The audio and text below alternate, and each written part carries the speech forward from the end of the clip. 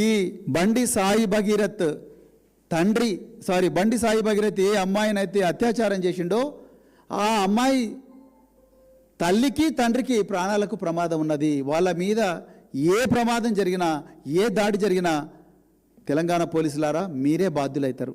ఎందుకంటే బండి సంజయ్ దేనికైనా తెగిస్తాడు. మొన్ననే మీరు చూసిండ్రు కరీంనగర్ బీఆర్ఎస్ క్యాంప్ ఆఫీస్ మీద గంజాయి మత్తులో 30 మందిని పంపిస్తే పాడి కౌశిక్ రెడ్డి చేసిన తప్పేంటి? కేటీఆర్ గారు లా అండ్ ఆర్డర్ మీద మాట్లాడితే బండి సంజయ్కి ఏమి నొప్పి?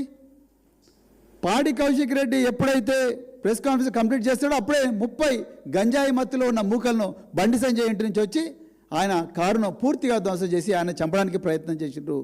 రేపు ఇదే బండి సంజయ్ తన కొడుకును కాపాడుకోవడం కోసం अपना खुद की बेटे को बचाने के लिए ये लड़की और उसके माँ और उसके पिताजी को